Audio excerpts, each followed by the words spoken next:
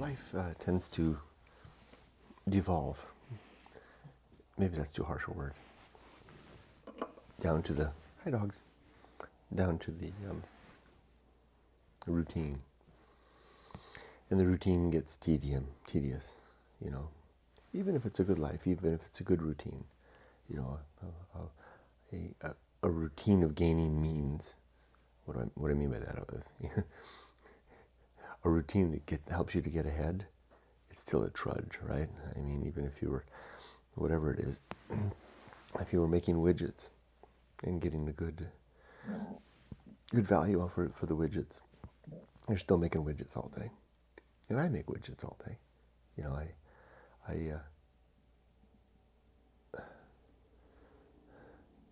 it's a good life, but I make widgets all day. And Yumiko makes widgets all day too.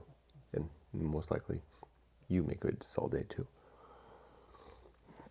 What gets a little dull, especially if you're one that's inclined to find widget making dull, as I am. I'm not well satisfied with a staid and settled life. You know, it's not enough to build. Maybe I'm selfish, but I don't think so. I'd rather think I'm just adventurous. Yumiko is too. It gets boring to having created a home.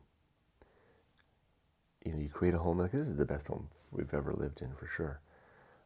You know, it's, you know, if we knew we were staying, Yumiko could really unleash her decorator skills and really make it someplace special. We've lived in some nice places in terms of comfort. It's funny, the most opulent place, if I can use that word, the most expensive place we've ever owned, probably was the most hollow. Because we filled it with vacant things. And then this sounds so cliche, but then when we were at our most challenging point in life, young and poor, our home was rich. I mean, it's so cliche, right? Rich with treasure. One consistent for Yumiko and I is we get tired of, we get bored with whatever life we live with after about between 5 and 10 years. We're ready for a new life. And we hit the reset button, and we don't just tap that button. We slam that button. I mean, we get rid of everything. We boil everything down to suitcases and start over someplace new and interesting. It's been the underlying theme of our life. It's been our great life adventure. It's the experience and routine that creates the margins between each chapter of our life, the transitional element. It's key to our living, in fact. So I think I know why I slept well last night was a little bit of hope, because not hope to escape this life. This is a fine life, but hope for the experience of another transition and a new chapter. Yumiko and I were at lunchtime. Her cousin had sent us a link to a website at Shizuoka City that shows about home buying in that area.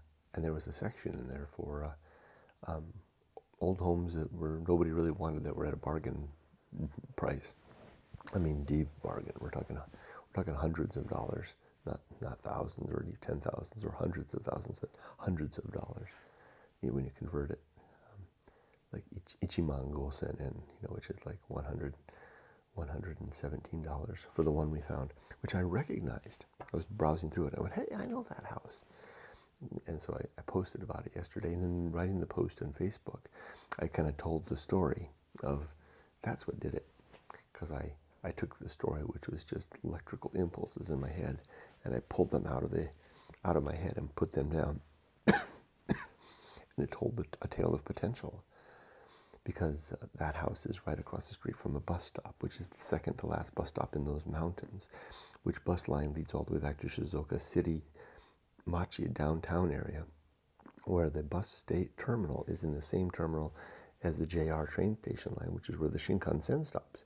And I pictured a whole picture in my head. And Shizuoka, where Yumiko's family lived and where we raised Emily, is on the line that leads from Tokyo down to Kyoto. So tourists coming to Japan usually fly, this might be their itinerary, very common, fly into Tokyo, spend a day or 2 or 3 there, then get on the bullet train, take the bullet train down to Kyoto and have experiences in Kyoto and Nara and maybe Osaka, and then maybe fly out from there, from the airport in that area.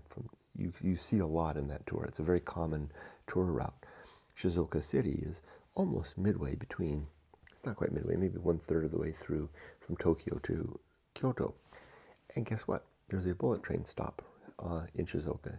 It's only about an hour and a half, maybe, about 90 minutes from Tokyo. So I had this picture in my head of tourists coming, this is an Airbnb idea, tourists coming from abroad, spending time in Tokyo, getting the bullet train ticket from Tokyo down to Kyoto, but instead of going directly all the way through, stop in Shizuoka City, get out of the bullet train, literally walk downstairs, get on a bus, and take a bus high up into the mountains, and at that bus stop, stop at the bus stop, get off the bus, and right across the street is the little house. And I thought, what if I was to convert that house, buy that house? It's $117. Property taxes are less than $2 a year. What if I was to buy that house? Gussy it up a little bit, make it livable as an Airbnb, and then list that place, and people could have that adventure of stopping in Shizuoka, finding their way to a bus stop, riding that long bus ride way up into the mountains. It's like a scene out of Totoro, riding up there, beautiful rivers and bridges and soaring mountains and small villages, and then spend an afternoon and a night in a small village where there's access to the river, temples and shrines, and an old graveyard to see in a small village. Foreigners are very uncommon in that area, if practically unknown. It's not far of a walk from one of the villages I featured most as my Softipapa village, the village of the Long Bear, Nagaguma. Is not far away. You could actually walk to it from this house. What an idea. And then the next day, take the last bus back, the one bus, there's only one bus a day, take it back to the station, get on your bullet train and continue on down to Kyoto and add an Inaka stage to your Japan adventure. What a fascinating idea. So anyway, that filled me with an exciting idea, promise and potential for the next stage of our life, when we next hit the reset button.